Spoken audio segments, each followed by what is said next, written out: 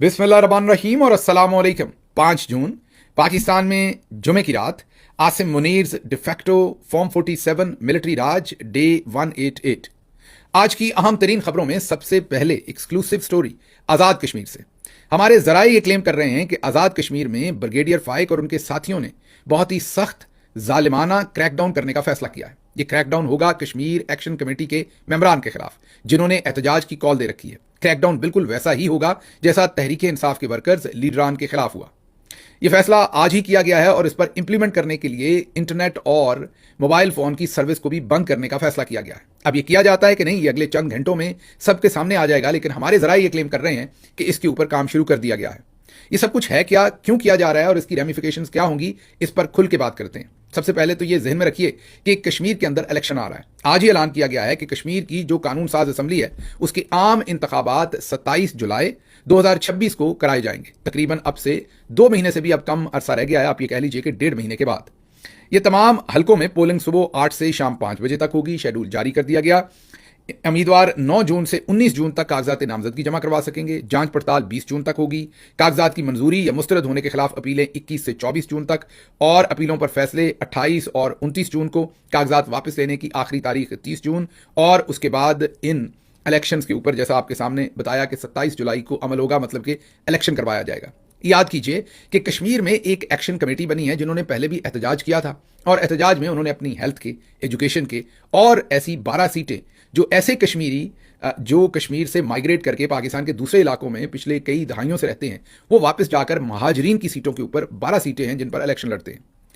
इन तमाम Kashmir action committee के लोगों का मुतालबा यह है कि ये 12 सीटें खत्म की जाएं और सिर्फ कश्मीर के अंदर रहने वाले लोग जो कुल वक्त ही वहां रहते हैं सिर्फ वही वहां पर इलेक्शन लड़ सकें। इसके अलावा भी उनके बहुत सारे और मुतालबात थे। पिछली दफ़ा जब एहतजाज हुआ तो गोली चली, वहां पर लोगों की कत्ल गारत की गई। उसके बाद कहा गया कि आपके तमाम मुतालबात मान लेते हैं। साइन हुए उन मुतालबात के ऊपर और उसके बाद तकरीबन तमाम मुतालबात से हुकूमत मुकर गई। अब एक दफ़ा फिर इलेक्शन की आमद है तो कश्मीर एक्शन कमेटी ने फिर एहतजाज की कॉल दे दी है। आज से ठीक 20 दिन पहले हमने आपके सामने वो टिकट्स रखे थे जो जारी करवाए गए थे ISI की तरफ से कश्मीर एक्शन कमेटी के खिलाफ। ये कहा गया था कि ये मुल्क दुश्मन है, अनारकी फैलाना चाहते हैं, वरना जब मुज़ाकरात हो गए तो ये दोबारा एहतजाज की कॉल क्यों दे रहे हैं। एहतजाज की कॉल इसलिए दे रहे हैं कि मुज़ाकरात के अंदर जो बातें उनके साथ तय की गई थी उनमें से एक के ऊपर भी अमल दरामद नहीं हुआ। अब जरा ये क्लेम कर रहे हैं कि आज रात इंटरनेट भी बंद कर दिया जाएगा, मोबाइल फोन सर्विस भी बंद कर दी जाएगी और कश्मीर एक्शन कमेटी के जो जिम्मेदारान हैं, जो मेंबर्स हैं, मेन लीडर्स हैं, उनके खिलाफ बहुत ही बड़ा क्रैकडाउन होने जा रहा है। ये बहुत ही बेवकूफ़ी का फैसला होगा और मेरे ख्याल में इसके नताइज बहुत ही घटिया और बहुत ही बुरे निकलेंगे पाकिस्तान के लिए। सबसे पहले आप जानना चाहते होंगे कि ये जो कश्मीर एक्शन कमेटी के लोग हैं ये हैं कौन। पहले आपको ये बता दें, फिर इस ऑपरेशन की ब्रिगेडियर फाइक और उनके साथियों की जो हिकमत अमली है उस पर थोड़ी मजीद बात करते हैं, क्योंकि ये आम बात नहीं होने जा रही। आप अक्सर सोचते होंगे कि ये कश्मीर एक्शन कमेटी के लोग कहाँ से आ गए, तो आपको बता देते हैं इनके मेन जो रूहे रवा हैं वो शौकत नवाज मीर हैं। स्टेशनरी की दुकान चलाते हैं, किताबें, कॉपियाँ, पेंसिल्स, ऐसी चीज़ें बेचते हैं, दुकानदार हैं, उनकी अपनी दुकान है स्टेशनरी की। उमर नज़ीर कश्मीरी इनकी बेकरी है। ख्वाजा महरान ये वकील हैं। सरदार सज्जाद ट्रांसपोर्टर हैं। मुर्तज़ा शरीफ कोई ख़ास कारोबार नहीं है, सियासत ही करते हैं। सरदार आबद शाहीन कोई ख़ास कारोबार नहीं है। सैयद फैसल गिलानी ये शायद किसी दूध की कंपनी के डिस्ट्रीब्यूटर हैं।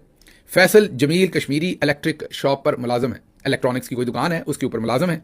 फैसल जमील कश्मीरी इनका बता दिया। ख्वाजा मुश्तबा स्टूडेंट हैं। ख्वाजा अनीस कपड़े की दुकान है। सरदार अरबाब वकील हैं। इम्तियाज़ असलम सऊदी अरेबिया में रहे, अपना काम मजदूरी करते रहे, अब शायद वापस कश्मीर में हैं। राशिद नईम एक टीचर हैं। सज्जाद अहमद एक रेडी बान है, रेडी लगाते हैं। राजा अमजद एडवोकेट हैं। इसी तरह इनके मेंबरान की और लिस्ट है। हर जिले में से गालिबन 3 लोगों को कोर कमेटी का मेंबर बनाया गया है। अगर आप इन तमाम लोगों का जो इंट्रोडक्शन आपके सामने रखा है इसको देखें तो आपको ये अंदाजा होगा कि ये आम शहरी हैं। सोहराब बरकत जो खुद भी कश्मीर से हैं, ये उन्होंने रिपोर्ट की है स्टोरी और वो बता रहे हैं कि आम शहरी हैं ये तमाम के तमाम लोग, आम लोगों में से इसके इसलिए इनके मसाइल भी वही हैं। बिजली का बिल, इसके साथ बिजली की बंदिश, स्कूल, अस्पताल, ये इनके सारे के सारे मसाइल हैं और फिर दूसरे मसाइल पर भी ये बात कर रहे हैं और वो गवर्नेंस के हैं। लेकिन अब कश्मीर में बजाय इसके कि जो उनके साथ मुज़ाकरात किए थे उनके ऊपर किसी तरह से अमल दरामद करें या चलें आदि चीज़ों पर करें, फैसला ये किया गया है कि उनके खिलाफ क्रैकडाउन किया जाएगा। और मुझे जो अल्फाज पहुंचाए गए हैं वो मैं आपके सामने नहीं रख सकता, लेकिन मेरे ज़राए जो अल्फाज इस्तेमाल कर रहे हैं उनका छोटा वर्जन जो है वो आपके सामने रख देता हूँ, या आपके ये कि रिफाइंड वर्जन, क्योंकि जो अल्फाज इस्तेमाल किए गए वो बहुत ही संगीन है। जो वर्जन मेरे सामने रखा गया वो ये है कि ठोक के रख दो। मतलब वो अल्फाज मैं आपके सामने नहीं कह रहा जो एग्जैक्टली कहे गए, लेकिन उसका मैं थोड़ा सा लाइटर वर्जन आपको बता रहा हूं कि ठोक के रख दो। मतलब कि जितने भी लोग हैं इनका सब कुछ बंद कर देना है, इनके खिलाफ भरपूर तरीके से ऑपरेशन करना है। अब इसकी दो वजूहात हो सकती हैं। एक वजह तो ये इलेक्शन है और फिर एहतजाज की कॉल है, उसके साथ साथ ये जो खबर हम आपको दे रहे हैं इसकी दो वजूहात हो सकती हैं। एक वजह तो ये ऑपरेशन वाकई करना है और ब्रूटैलिटी करनी है, जैसे पहले कश्मीर के अंदर लोगों को मारा गया उसी तरह का ब्रूटल ऑपरेशन हो सकता है, जैसे मुरीदके में हुआ, जैसे 26 नवंबर को ब्लू एरिया में हुआ, वैसा ही कोई ऑपरेशन ये भी हो सकता है। या फिर इनको उठा के जेलों में डाला जा सकता है, और या तीसरी चीज ये भी हो सकती है कि ये खबर हम तक भी और दूसरे लोगों तक भी इसलिए पहुंचाई गई होगी ताकि हम ये खबर रखें या दूसरे लोग रखें तो जो कश्मीर एक्शन कमेटी के लोग हैं वो डर जाएं और ऑपरेशन करने के बगैर ही इनका जो काम है वो पूरा हो जाए, वो अपने मुतालबात से दस्तबरदार हो जाए। तीसरी चीज मुझे होती हुई नजर नहीं आ रही, मतलब कि वो दस्तबरदार मुझे होते हुए नजर नहीं आ रहे। लेकिन अगर ये सोच है तो वो भी अगले 24, 48, 72 घंटे में पता चल जाएगा कि कोई ऑपरेशन शुरू होता है या नहीं। लेकिन ये खबर आना कि मोबाइल नेटवर्क और उसके साथ साथ इंटरनेट दोनों आज़ाद कश्मीर में बंद होने जा रहे हैं, ये अपने ताईं एक बहुत ही खतरनाक, सीरियस और सनसनीखेज किस्म की मालूमात भी हैं और खबर भी है। बहरहाल कश्मीर के ऊपर नजर रखेंगे, आपके सामने पूरी तफसील बताएंगे, क्योंकि ये मामला इतना सादा नहीं होगा। कश्मीर हो या गिलगित बल्तिस्तान हो, उस पर इंडिया की भरपूर नजर है और वो चाहते हैं कि हम वहां गलती करें। माजी में भी बहुत सारी जगहों पर हमने गलतियां की और उन्होंने फायदे उठाए। अब हमने क्या क्या गलतियां की, अगर मैं वो दोहराऊंगा तो इस वक्त बहुत सारे लोग ये कहेंगे कि ये देखें मुल्क दुश्मन है, ये इस वक्त बातें कर रहे हैं कि पाकिस्तान ने यहां से भी टूटना है और खुदा न खास्ता वहां से भी टूटना है। चले हम उस तफसील में नहीं जाते। अगर आप होश के नाखुन ले लें और ये समझ लें कि जहां जहां इंडिया का बहुत ज्यादा इंटरेस्ट हो और आप वहीं पर जाके ऐसी गलतियां करें, फाश गलतियां करें, तो उसके बाद इंडिया को आप मौका फराहम करते हैं कि वो पेनिट्रेट कर सकें आपके सिस्टम के अंदर और आपके लिए मुसीबतें खड़ी कर सकें। मुझे नहीं पता कि आपको इसकी समझ आनी है कि नहीं कि कश्मीर और गिलगित बल्तिस्तान बहुत ही सेंसिटिव एरियाज हैं और आपको होश के नाखुन लेने चाहिए, लेकिन लगता नहीं है कि आप लेंगे। आगे बढ़ते हैं, अगली खबर आपके सामने रखते हैं। गिलगित बल्तिस्तान के अंदर इलेक्शन के लिए पंजाब पुलिस की भारी नफरी गिलगित पहुंच गई है। पहले भी पहुंची हुई थी, अब मजीद नफरी भेजी गई है, जिससे लगता यह है कि वहां पर खुल के धांधली, खुल के फॉर्म 47 चलाने का वक्त हुआ चाहता है। लग ये रहा है कि वहां पर इलेक्शन जो है वो लोगों की मंशा और मर्जी के मुताबिक नहीं करवाए जाएंगे और मैंडेट को भरपूर तरीके से लूटा जाएगा, वरना इतनी तादाद में वहां पर पंजाब पुलिस का पहुंचना हैरान कुन बात है। आगे बढ़ते हैं, अगली खबर आपके सामने है कि गिलगित बल्तिस्तान के साबिक वजीर खजाना इंजीनियर इस्माइल, जो पीपल्स पार्टी के उम्मीदवार हैं, उन्होंने एक मरतबा कह दिया कि हमारा एग्रीमेंट हो चुका, मतलब साड़ी गल हो गई है। पीपल्स पार्टी की दूसरी क़यादत भी यही कहती है। बिलावल जरदारी ने भी वाज़े तौर पर अपने जलसों में ये ऐलान कर दिया हुआ है, अगर याद कीजिए, कि आपने मुझे वोट देना है, फॉर्म 45 पर आपने जतवाना है, फॉर्म 47 का बंदोबस्त मैं कर लूंगा। वो भी वाज़े अपने जलसों में ये बता रहे हैं कि साड़ी गल हो गई है। नून लीग भी किस्मत आजमाई कर रही है और वहां पर कैप्टन सफ्तर को उतारा हुआ है। नवाज शरीफ साहब चंद घंटे के लिए गिलगित बल्तिस्तान गए और फिर वहां से उन्होंने जनीवा स्विट्जरलैंड की राह ली। अब हमारे जराए ये भी बता रहे हैं कि वो वहां पर जो भी क्याम होगा उसमें सैरो तफरी होगी, इलाज मुआवजा तो कोई खास है नहीं, आपको पहले भी बताया था। पिछली दफा भी अनफॉर्चुनेटली वहां पर हॉस्पिटल में फारिग ही लेटे हुए थे जब लोग उनका पता लेने गए थे। अब एक दफा फिर वो वहां पहुंचे हैं। पीपल्स पार्टी ये कह रही है कि साड़ी गल हो गई है। जो इस्लामाबाद के अंदर मुख्तलिफ जराए हैं वो भी यही कह रहे हैं, यही क्लेम कर रहे हैं कि पीपल्स पार्टी को यहां से फॉर्म 47 पर जितवाया जाना है, क्योंकि पिछली दफा उनसे ये वादा किया था कि आप 26वीं तरमीम में हमें वोट देंगे, 27वें में तो आपको गिलगित बल्तिस्तान दिया जाएगा। अब यह कहा जा रहा है कि 28वीं तरमीम के लिए भी उनसे यही सौदा किया गया है कि गिलगित बल्तिस्तान आपको देंगे, आप 28वीं तरमीम में हमारा साथ दें, या 28वीं तरमीम के अंदर जो रिक्वायरमेंट्स हैं उनकी वो तरमीम के बगैर ही पूरी करने में उनकी मदद करें। उनकी किनकी? आसिम मुनीर और उनके साथियों की। इसलिए अब देखते हैं कि क्या इलेक्शन का रिजल्ट आने के बाद, जैसा सबको खदशा है कि फॉर्म 47 पर पीपल्स पार्टी को ये सीटें छीन कर दी जाएंगी, क्या वैसा ही होने जा रहा है या नहीं। अगले 1-2 दिन के अंदर, 3 दिन के अंदर ये सब कुछ वाजे हो जाएगा इलेक्शन के रिजल्ट आने तक। इससे आगे बढ़ते हैं, कैप्टन सफदर ने एक तकरीर की है, जिस तकरीर में मुझे नहीं पता, कल उन्होंने कहा था कि जो भी किसी का माल खाता है खुदा उसको गारत कर दे, तबाह कर दे।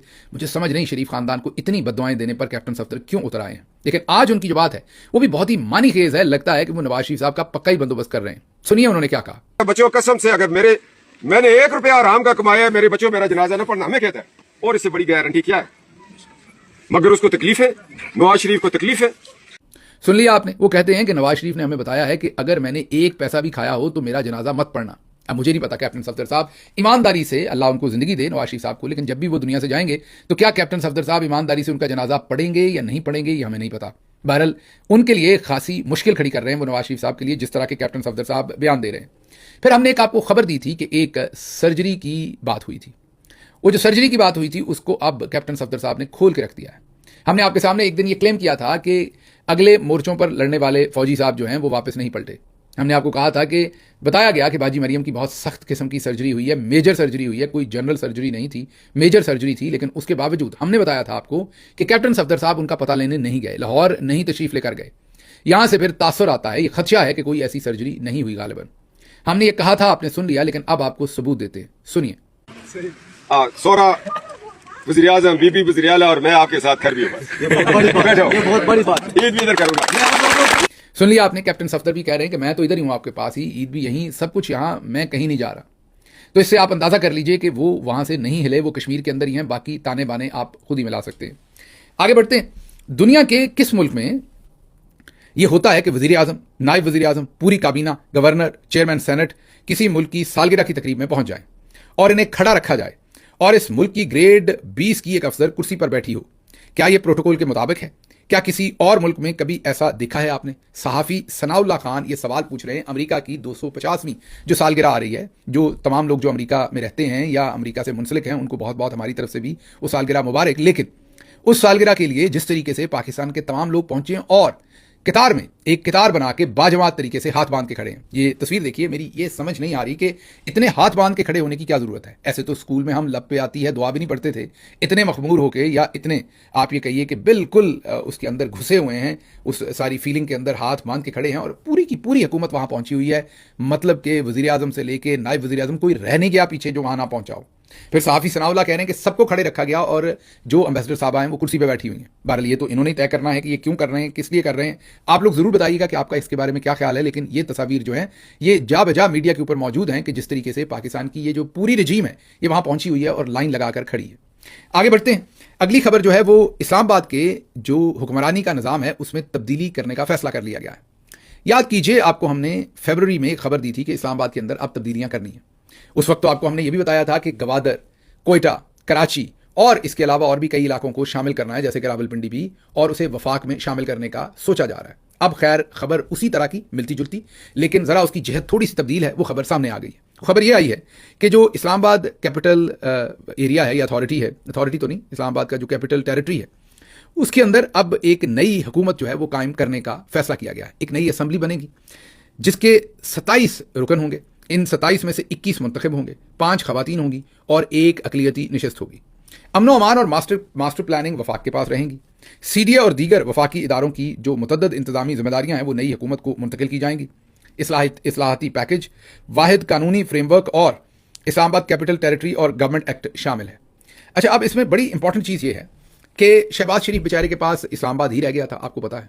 अब चौधरी साहब ने यह फैसला किया है कि ये आईसीटी की नई गवर्नमेंट बनाएंगे। हम नए जो लोग हैं वो फॉर्म 47 के ऊपर मुंतखब करेंगे। 27 रुकनी, 5 खवातीन होंगी, 21 उसमें इलेक्टेड होंगे और 1 अकलियत का नुमाइंदा होगा। और इनको जाहिर है चौधरी साहब लेके आएंगे। सीडीए भी इनके अंडर होगा, सब कुछ इनके अंडर होगा। तो मतलब वफाकी हुकूमत के पास जो इस्लामाबाद का इलाका थोड़ा बहुत रह गया था कि वहां वो हुक्म चला लेते थे, वो भी इनके हाथ से निकल जाएगा। आप ऐसे ही समझ लीजिए कि वो जो असेंबली होगी उसका एक चीफ मिनिस्टर होगा। लगे यही आए कि वजारत दाखिला के अंडर वो हो, या हो सकता है कि उसे वजारत दाखिला के अंडर करेंगे तो फिर तो वजीर आजम के भी अंडर हो सकता है उसके लिए अलग एक ओहदा तकवीज़ किया जाए और उसकी आज़ादाना किस्म की एक अपॉइंटमेंट उसके ऊपर की जाए। आज़ादाना मतलब कि मिनिस्टर अगर कोई हो भी, जैसे मोहसिन नकवी साहब को भी अगर वो पोजीशन दी जाए तो वो उनकी जो लाइन हो रिपोर्टिंग की वो शायद फिर प्राइम मिनिस्टर को ना रखा जाए। जैसे सूबों के चीफ मिनिस्टर इंडिपेंडेंट है, उन्हें भी इंडिपेंडेंस उस तरह से दे दी जाए।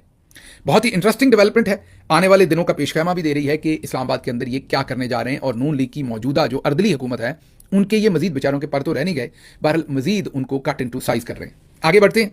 अगली खबर, शहजाद पराचा कह रहे हैं कि अवाम के लिए बुरी खबर। अच्छी कब होती है शहजाद पराचा साहब? बुरी होती है रोज। बहरहाल वो कह रहे हैं कि अवाम के लिए बुरी खबर। 1 जुलाई 2026 से स्टेशनरी की चीज़ें, किताबें, कापियाँ, पेंसिलें, जो भी बच्चों के तालीम से रिलेटेड जितनी भी चीज़ें हैं उन सब में शदीद महंगाई करने का फैसला कर लिया गया है। जो सेल्स टैक्स है उसको 10% से बढ़ाकर 18% करने का फैसला किया गया है। गौर कीजिए, तालीम दुश्मन ये किस तरह की रजीम है कि पंजाब के अंदर 35 अरब रुपए, जी हाँ 35 अरब रुपए इन्होंने हेल्थ और एजुकेशन से निकाले हैं। अब स्टेशनरी के ऊपर टैक्स जो है वो 10% से बढ़ा के 18% कर रहे हैं। बच्चों का तमाम तालीमी सामान जो है, यूनिवर्सिटीज़, कॉलेजेस, सबके ऊपर इसका बोझ आएगा। इससे आप खुद अंदाज़ा लगा लीजिए कि इनकी प्रायोरिटीज़ क्या हैं और ये किस चीज़ को आसान बनाना चाहते हैं और किसको सबसे मुश्किल। मतलब यह कि जिस तरीके से हमारी प्यारी बाजी तालीम हासिल ना कर सकी, इस पूरे टब्बर में कोई खास तालीम हासिल ना कर सका। याद कीजिए, बाजी की हालत तो इतनी पतली है कि का, की, के बेचारी नहीं लिख सकती दुरुस्त तरीके से। वो चाहती हैं कि अब पूरी कौम उन्हीं की तरह की नालायक हो और एजुकेशन में से बजट भी वापस ले लो और टैक्स भी एक्स्ट्रा लगा दो ताकि तालीम इतनी महंगी हो जाए कि कोई हासिल करने जोगा रह ही ना जाए। आगे बढ़ते हैं। पंजाब में 6 माह में 12.5 अरब रुपए के ट्रैफिक चालान। जी हाँ, पंजाब भर में 54 लाख से ज्यादा ट्रैफिक चालान किए गए हैं। इन 54 लाख जो ट्रैफिक चालान किए गए हैं, इनमें 12.5 अरब रुपए आवाम की जेबों से निकाला गया है। याद कीजिए, 13 अरब का जहाज लिया गया था, बाजी ने वो पैसे 12.5 अरब आपकी जेबों से निकाले हैं। 20 लाख शहरियों पर हेलमेट ना पहनने पर 4 अरब के चालान जो है वो किए गए हैं। बगैर लाइसेंस ड्राइविंग के 7,91,000 चालान किए गए हैं और 1 अरब 40 करोड़ इकट्ठे किए गए हैं। दीगर ट्रैफिक खिलाफवर्जियों के खिलाफ भी 3 अरब 84 करोड़ रुपए चालान करके जमा किए गए। अदादोशुमार देखें और माजी के अदादोशुमार से कंपेयर करें तो आपको वाज़े तौर पर यह एक लूट मार करने का प्रोग्राम नजर आ रहा है। वाज़े तौर पर आपको नजर आ रहा है कि सोची समझी एक साजिश है, सोचा समझा एक तरीका है जो माफिया इस वक्त पुलिस के अंदर और हुकूमत के अंदर बैठी है, उन्होंने मिलकर एक तरीका निकाला है जिससे वो आपको लूट रहे हैं। और ये 13.5 अरब जो है, 12.5 अरब, ये अभी तक आपकी जेबों से निकलवा लिया और जब साल इख्तिताम होगा जून के 30 तारीख को, तो शायद ये 14 अरब तक पहुंच जाए या 15 अरब तक पहुंच जाए, ये आने वाले दिनों में पता चलेगा। स्टैब्लिशमेंट से 30% सपोर्ट की ख्वाहिश, निज़ाम में इस्लाहात के वादे और मईशत में इस्तेहकाम लाने के दावों के साथ शहबाज शरीफ ने वज़ीर आज़म हाउस में कदम रखा, लेकिन स्टैब्लिशमेंट की मुकम्मल सपोर्ट के बावजूद बैरूनी सरमायाकारी एक दावा भी पूरा नहीं हुआ। बैरूनी सरमायाकारी में 82% कमी हुई है। ये कौन रिपोर्ट कर रहा है? ये किरण नाज साहबा। हाल ही में इन्हें तमगा दिया गया है और ये भी जर्नैली किस्म की सहाफ़ी समझी जाती हैं। इससे आप अंदाज़ा लगा लीजिए कि 28वीं तरमीम के लिए और बाकी तमाम मामलात में, क्योंकि दिन ब दिन जो इनकी बैड गवर्नेंस है, जो लूट मार है, उसके अब असरात या तकलीफ जो है वो आवाम के ऊपर बिल्कुल अयां हो रही है। आवाम तंग हो रही है और दिन ब दिन आवाम की तरफ से बद्दुआएं और गालियां देने का सिलसिला शुरू हो गया है। जैसे ही यह सिलसिला शुरू हुआ है, पाकिस्तान के मिलिट्री जर्नल्स ने अपने तमाम असासों को इस काम पर छोड़ दिया है कि अब आप इस गाली गलोच या आवाम की जो बद्दुआ है उसके रुख शहबाज शरीफ, मरियम नवाज और दूसरों की तरफ मोड़े, ये हमारी तरफ ना आए। इसलिए आने वाले दिनों में जर्नैली जो सहाफ़ी होंगे वो आपको मजीद ऐसे काम करते नजर आएंगे कि इनके खिलाफ रिपोर्टिंग कर रहे होंगे। आज से अगर 3-4 महीने पहले या 2 महीने पहले की इनकी रिपोर्टिंग देखें तो वो इसी वज़ीर आज़म, इसी हुकूमत की सदके वारी जा रहे थे और उनकी तारीफें कर रहे थे। अचानक आपको तमाम ऐसे जर्नलिस्ट पिछले 2-3 महीने से इसी हुकूमत के ऊपर बहुत ही तनकीदी रिपोर्टिंग करते हुए नजर आएंगे। जो आपको तब्दील होते हुए नजर आए, समझ लीजिए कि जर्नैलों ने अपने असासे अब इनके ऊपर छोड़ना शुरू कर दिए हैं। अदाकारा मोमना इकबाल और लीगी MPA चदर साहब जो है, उनके दरमियान मामलात फिर संगीन सिमत को चले गए हैं। अब आखिरकार मोमना इकबाल की दरखास्त पर उनके खिलाफ मुकदमा दर्ज कर लिया गया है और साकिब चदर ने जाकर अदालत से अपने लिए जमानत ले ली है कि उन्हें गिरफ्तार ना किया जाए।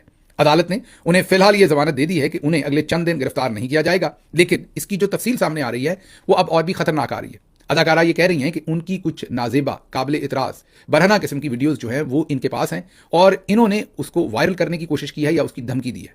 अब ये मामला किससे मत जा रहा है, इसको आप खुद ही समझ लीजिए। दोनों पार्टीज़ की जो यहाँ पर सूरत हाल है, क्रेडिबिलिटी है, उसका अंदाज़ा खुद ही लगा लीजिए कि किस तरह के एक दूसरे पर इल्ज़ामात लगाए जा रहे हैं और किस तरह का एक दूसरे को ब्लैकमेल किया जा रहा है। पहली बात तो ऐसी वीडियोस उनके पास होना और उसके बाद उनका ब्लैकमेल वापस करना कि इनको मैं फैला दूंगा, इस सब के ऊपर मैं आप क्या तज्जिया कर सकते हैं। बहरहाल ये खबर है कि अब ये मुकदमा दर्ज किया गया है और उन्होंने अपने लिए एक हिफाजती जमानत भी ली है। आने वाले दिनों में देखते हैं कि मामला किस तरफ चलते हैं। आगे फजलुर रहमान साहब ने पशीन में बलूचिस्तान में एक बड़े अवामी इज्तिमा से खिताब किया है और वहां उन्होंने कहा है कि जो भी तनकीद करता है उसे गद्दार कह दिया जाता है। गालिबन वो इशारा कर रहे हैं, महमूद खान अचकजई साहब ने भी इसी इलाके में चमन बॉर्डर के करीब ही खिताब किया था कि उन पर गद्दारी और बगावत का पर्चा दर्ज कर दिया गया था। इससे अंदाजा लगाइए कि उस दिन भी मैंने कहा था कि बलूचिस्तान जहां पर हमारे हालात पहले ही पतले हैं, वहां भी हम होश की नाखुन नहीं ले रहे और वहां पर भी ऐसे मुकदमात कर रहे हैं। हुसैन नवाज इस वक्त सऊदी अरब में वाक़ई सबसे बड़ी स्टील मिल्स गल्फ स्टील के मालिक हैं, जिसका सालाना टर्नओवर खरबों रुपए में है। इसकी सालाना ज़कात ही 8 अरब रुपए है। शरीफ मेडिकल सिटी इसी से चलता है। वो ज़कात, सदका और खैरात नहीं लेता। ये रिजवान रजी जो मरियम नवाज के दादा हैं, उन्होंने ये खबर दी। साथ ही इसके फौरन बाद अहमद वड़ाइच ने एक ट्वीट किया जिसमें उन्होंने कहा कि सऊदी अरब की सबसे बड़ी स्टील कंपनी हिदायत है, जिसकी मालिक सऊदी हुकूमत है। दूसरी बड़ी कंपनी अल इत्तफाक स्टील प्रोडक्ट्स है, जिसका मालिक भी हलाल हुसैन अल तवरीकी है। फिर अल राजी स्टील है और इसके मालिक भी कोई और है। वो कहना ये चाह रहे हैं कि 3-4 जो बड़ी इनकी स्टील की मिल्स हैं उनमें से कोई भी हुसैन नवाज की नहीं आती। फिर ये क्या करते हैं? जाहिर है अब इस हुकूमत के अंदर जो माल पानी इन्होंने खाना है या खा रहे होंगे उसको कल को किसी तरह से वाइट भी तो करना है। इसलिए पहले से ये दावे किए जाते हैं कि हमारी फलां जगह पर खरबों रुपए की प्रॉपर्टी है और वहां से हमें इतना प्रॉफिट आ रहा है, ताकि कल को जब कोई नए केस बने, नई बातें सामने आए कि इतने अरब या खरब की प्रॉपर्टी आपकी कैसे आ गई, तो फिर कहेंगे बताया नहीं था कि हम तो जद्दी पुश्ती नवाब हैं और हमारी जो मिल है उसकी तो 8 अरब की ज़कात निकलती है। इससे आप खुद अंदाजा लगा लीजिए कि किस तरीके से पांव बांध के झूठ बोले जा रहे हैं। और ग्राउंड पर सूरत हाल क्या है वो बता रहे हैं मियां उमैर मसूद, मरकजी सदर किसान इत्तेहाद। वो कहते हैं कि सलमान शहबाज की रमजान शुगर मिल्स ने किसान के पिछले सीजन के 3 अरब रुपए देने हैं। मतलब किसान से गन्ना भी ले लिया, चीनी भी बना ली, चीनी कुछ एक्सपोर्ट करके गवर्नमेंट से सब्सिडी भी ले ली, कुछ मार्केट के अंदर बेच दी, अगला सीजन भी जो है वो खत्म कर लिया और अभी तक पिछले सीजन के 3 अरब रुपए वापस करने हैं। वो जो जद्दी पुश्ती नवाब हैं उनकी सूरत हाल ये है कि किसानों का पैसा मारकर बैठे हुए हैं। आगे बढ़ते हैं। ईरान के साथ अगर मुआहदा तय पा गया तो मुश्तबा खामेनाई से मुलाकात एजाज की बात होगी, एक बहुत बड़ा एजाज होगा, ये सदर ट्रंप कह रहे हैं, बीबीसी न्यूज से रिपोर्ट कर रहा है ना हैरानी की बात। उनके वालिद मोहतरम के बारे में इनका क्या ख्याल था और अब इनके बारे में क्या ख्याल है ये आप खुद ही देख लीजिए। सदर ट्रंप जो है वो भरपूर तरीके से कोशिश कर रहे हैं कि किसी तरह से भी ये डील हो जाए, क्योंकि अमेरिका के अंदर स्टॉक एक्सचेंज हो या दूसरे मामलात वो नीचे जा रहे हैं। ये अलग बात है कि आज जॉब डाटा आया है जो कि बहुत अच्छा और मैं ये कहूँगा कि मुस्बत आया है मेरे ख्याल में, जितना मैंने उसे देखा है, अभी तफसील से नहीं देख सका, लेकिन बाकी तमाम आंकड़े जो है वो सदर ट्रंप के खिलाफ ही जा रहे हैं इस वक्त इकॉनमी के, इसलिए वो अफोर्ड नहीं करेंगे कि इस वक्त कोई भी जंग को तूल दें या जंग शुरू करें। इसलिए उनकी भरपूर कोशिश है कि इस जंग को किसी ना किसी तरह से फौरी तौर पर खत्म कर दिया जाए। देखते हैं ये डील हो पाती है या नहीं, या कब होती है। दूसरी तरफ चीन के सदर शी 7 साल के बाद शुमाली कोरिया का सफर कर रहे हैं। वो वहां पर 8 से 9 जून तक शुमाली कोरिया का दौरा करेंगे। 7 साल पहले उन्होंने यह दौरा किया था। याद रहे कि शुमाली कोरिया और चीन एक दूसरे के बहुत ही करीबी साथी हैं और दुख सुख के साथी हैं। चीन उनको तमाम अमरात भी देता है और तमाम किस्म की सहूलियात भी देता है। यहाँ पर यह भी याद रहे कि शुमाली कोरिया जो है उन पर पूरी दुनिया से और अमेरिका से सख्त तरीन पाबंदियां हैं और अगर चीन का साथ ना हो तो वो अपने बहुत सारे मामलात को शायद चला ही ना सकें। यहाँ पर यह भी याद रहे कि जो शुमाली कोरिया है वो कहता है कि उनका पूरी दुनिया के अंदर अव्वलीन नंबर 1 जो दुश्मन है वो अमेरिका है। ऐसे हालात में सदर शी का वहां जाना और इन दिनों में जाना जब अमेरिका, रूस और चाइना के जो मरासम हैं वो मखदूश हैं, ये बहुत मानी खेज उनका ट्रिप है। आलमी मंडियों में तेल की कीमत एक दफ़ा फिर बढ़ी है और यही वजह है, आपको बताया कि सदर ट्रंप शायद अब जंग की तरफ जो है वो मजीद ना जाएं या उससे इज्तनाब करें। आखिरी एक इंटरेस्टिंग खबर आपके सामने रखते हैं। सारी जिंदगी एक मुहावरा सुनते रहे, उसकी समझ नहीं आई। एक मुहावरा है पंजाबी में, कुत्ते खसी करना, उसकी समझ नहीं आई कि क्या होता है, लेकिन अब हुकूमत ने समझा दिया। बाकायदा तौर पर करोड़ों रुपया फंड से मांग लिया गया है कुत्तों को खसी करने के लिए। अब गौर कीजिए कि इस नाम पे पहले करोड़ों रुपया गवर्नमेंट के पैसे से, आपके टैक्स के पैसों से लिया जाएगा, उसके बाद ये कुत्ते खसी करेंगे और उन मासूम जानवरों के ऊपर ये जुल्म करेंगे। जाहिर है जब ये पैसे देंगे, पैसे ले लेंगे, आगे तो ये पैसे देंगे नहीं। आपके सामने ये तो जो सफाई करते हैं सुथरा पंजाब में, उनको तनख्वाही नहीं देते हैं तो अगर उनकी तनख्वाह 35,000 है तो उसमें से सिर्फ 15 या 16,000 उनको देते हैं। जब इसी तरह की तनख्वाह ये कुत्ता खसी डिपार्टमेंट को देंगे तो वो जो कुत्ते खसी करने वाले होंगे या जिनकी जिम्मेदारी होगी इनके बिहाफ पर कुत्ते खसी करना, वो कोई और ही जुल्म कुत्तों के ऊपर करेंगे। इससे उन मासूमों की बद्दुआएं भी ये लेंगे। ये इस मुल्क में ये क्या हरामीपन हो रहा है, इसे हरामीपन ना कहा जाएगा तो हलालीपन कहा जाएगा इसको। बहरहाल आपने ये पहले सुन तो रखा था मुहावरा, लेकिन अब आपको पता चल गया कि मौजूदा रजीम जो है वो अब कुत्ते खसी करेगी। मुझे यहां से इजाजत दीजिए। अल्लाह आपका हामी और नासिर हो। पाकिस्तान